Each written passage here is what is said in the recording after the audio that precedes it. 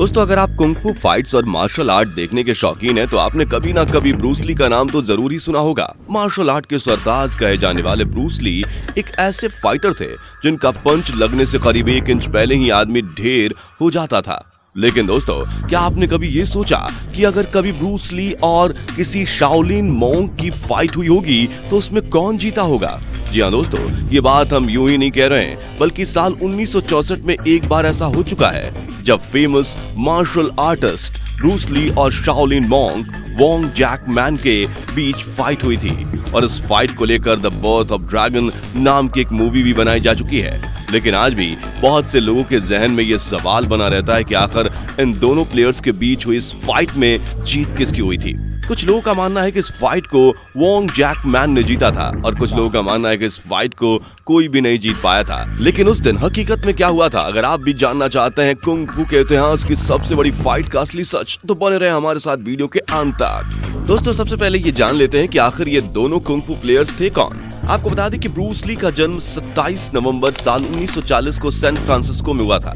जिन्हें आज भी लोग विश्व का सबसे बेहतरीन मार्शल आर्टिस्ट कहते हैं। दोस्तों ब्रूस ली एक मार्शल आर्टिस्ट होने के साथ साथ एक बेहतरीन एक्टर भी थे और उन्होंने कई हॉलीवुड फिल्मों में अपनी मार्शल आर्ट के जलवे बिखेरे हैं। अब अगर बात करें Shaolin monk Wong Jack Man के बारे में तो आपको बता दें कि इनका जन्म साल 1941 में हांगकांग में हुआ था, जो कि एक शाओलिन मार्शल आर्ट ट्रेनर थे और वे लोगों को सैन फ्रांसिस्को के बाहर मार्शल आर्ट की ट्रेनिंग दिया करते थे। कहा जाता है कि Wong Jack Man Bruce Lee के साथ फाइट करने के बाद बहुत ज्यादा फेमस हो गए थे और उन्हें उनकी असली पहचान भी यहीं से मिलना शुरू हुई थी। एक बार की बात है जब ब्रूस ली अपने मार्शल आर्ट एकेडमी में लोगों को मार्शल आर्ट की ट्रेनिंग दे रहे थे, तब ब्रूस ली और वोंग जैक मैन की पहली मुलाकात हुई थी। ऐसा बताया जाता है कि वोंग जैक मैन को गैर चाइनीज लोगों पर यह बिल्कुल भरोसा नहीं था कि वो लोगों को मार्शल आर्ट की सही ट्रेनिंग दे सकते हैं और जब वोंग जैक मैन ने ब्रूस ली द्वारा लोगों को मार्शल आर्ट की ट्रेनिंग देते हुए देखा तो इसी समय वोंग जैक मैन और ब्रूस ली के बीच झगड़ा शुरू हो गया था।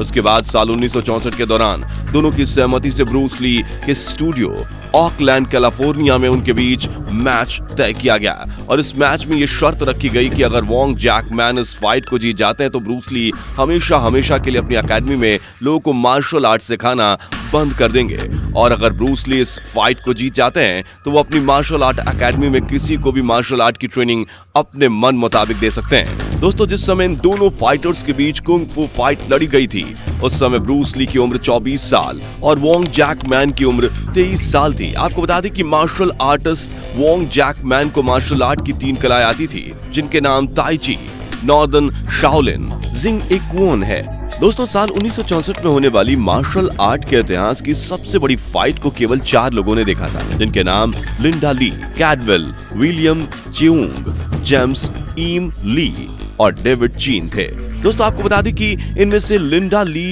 कैडवेल ब्रूस ली की पत्नी, विलियम चियोंग ब्रूस ली के कुंग फू मास्टर जेम्स ईम के दोस्त थे और इनके अलावा डेविड चीन वो शख्स थे जिन्होंने वोंग जैक मैन के कहने पर फाइट का अरेंजमेंट किया था। दोस्तों जैसे ही ब्रूस ली और वोंग जैक मैन के बीच फाइट शुरू हुई तो ब्रूस ली शुरुआत में ही वोंग जैक मैन पर अपने बेतहाशा पंचों की बरसात कर देते हैं, लेकिन दूसरी तरफ Wong Jack Man Bruce Lee पर हमला करने के बजाय केवल खुद को बचाने की कोशिश करते हैं। दोनों के बीच ये फाइट लगभग 25 मिनट तक लगातार चलती रही, लेकिन कुछ देर बाद फाइट अचानक से रुक जाती है जिसके बाद वहां मौजूद लोग ये समझ नहीं पाते कि मैच को किसने जीता और कौन हार चुका है। लेकिन कई सालों बाद इस बात से तब पर्दा उठता है जब ब्रूस ली और वहां मौजूद लोग इंटरव्यू के दौरान फाइट की हकीकत बताते हैं। दोस्तों एक बार की बात है ब्रूस ली जब ब्लैक बेल्ट मैगजीन को इंटरव्यू दे रहे थे तो इस दौरान उन्होंने बिना वोंग जैक मैन का जिक्र किए हुए ये बताया कि मुझे एक बार सैन फ्रांसिस्को में एक मार्शल आर्ट प्लेयर से फाइट करने के लिए मजबूर होना पड़ा था। इसी के साथ साथ ब्रूस ली ने वोंग जैक मैन को गाली देते हुए ये भी कहा कि जैसे ही हम दोनों की फाइट शुरू हुई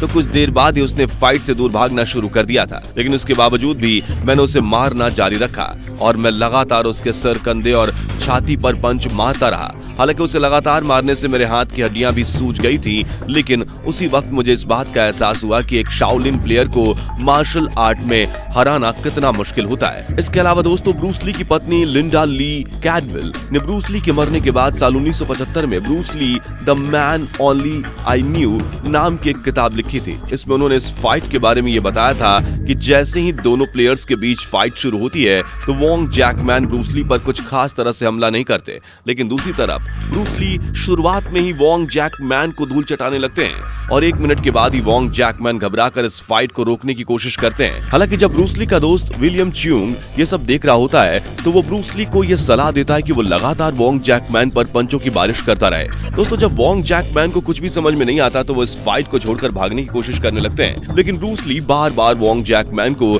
झपट कर उस पर हमला करते रहते हैं और ब्रूस ली के लगातार हमला करते रहने पर वोंग जैकमैन खुद को संभाल नहीं पाते और जमीन पर गिर जाते हैं। दोस्तों, हैरानी की बात यह है कि वोंग जैकमैन के जमीन पर गिरने के बावजूद भी ब्रूस ली बिल्कुल नहीं रुकते और लगातार पंचों की बौछार करते हुए कहते हैं कि क्या तुम्हारे लिए इतना काफी था। इसके अलावा साल 2018 में मैथ्यू पॉली द्वारा लिखी गई ब्रूस ली अ लाइफ नाम की एक किताब पब्लिश की गई थी। आपको बता दें कि मैथ्यू पॉली ने इस किताब को डेविड चीन का इंटरव्यू लेकर लिखा था। दोस्तों, डेविड चीन वो शख्स थे जिन्होंने ब्रूस ली और वोंग जैकमैन के बीच फाइट का अरेंजमेंट कराया था। डेविड चीन ने भी इस फाइट के बारे में वही सारी बातें बताई जो कि ब्रूस ली की पत्नी लिंडा ली कैडवेल ने अपनी किताब में लिखी थी। लेकिन दोस्तों, कुछ समय बाद ये कहानी एक नया मोड़ ले लेती है जब वोंग जैकमैन चाइना के न्यूज़पेपर में इस फाइट के बारे में खबर छपवाते हैं, जिसमें ये बताया जाता है कि ब्रूस ली इस फाइट में वोंग जैकमैन को नहीं हरा पाए थे, बल्कि ये मैच पूरी तरह से टाई हो गया था। और इसी के साथ साथ वो ब्रूस ली को चैलेंज करते हैं कि वो पब्लिक प्लेस में कैमरे के सामने उनसे एक बार और फाइट करें। इसके अलावा दोस्तों, ब्रूस ली के मास्टर विलियम चियोंग ने भी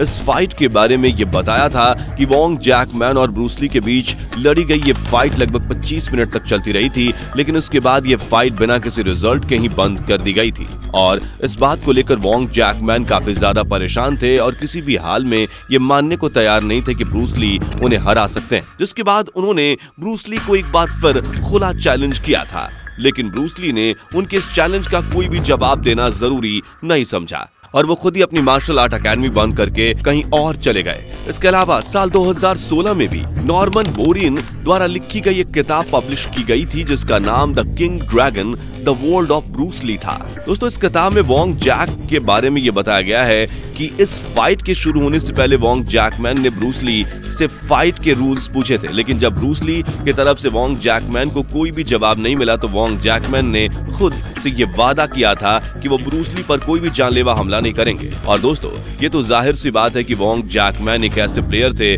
जिसे मार्शल आर्ट की 3 कलाओं में महारत हासिल थी, जबकि ब्रूस ली को केवल एक तरह की ही मार्शल आर्ट आती थी। इसके अलावा दोस्तों, ये बताया जाता है कि वोंग जैकमैन ने इस फाइट में शाओलिन किक का प्रयोग भी नहीं किया था, क्योंकि इससे पहले जब वोंग जैकमैन ने कुंग-फू प्लेयर के साथ शाओलिन किक का प्रयोग किया था तो उस दौरान उस कुंग-फू प्लेयर की मौत हो गई थी। इसलिए वो ब्रूस ली को किसी भी तरह का नुकसान नहीं पहुंचाना चाहते थे, जबकि दूसरी तरफ ब्रूस ली सिर्फ और सिर्फ फाइट को जीतना चाहते थे। वैसे दोस्तों, कमेंट करके बताइए कि आपको क्या लगता है इस फाइट को किसने जीता होगा। जाने से पहले वीडियो को लाइक शेयर जरूर करें और ऐसे ही और वीडियोस के लिए इस चैनल को सब्सक्राइब करके बेल नोटिफिकेशन को भी जरूर ऑन कर लें। धन्यवाद।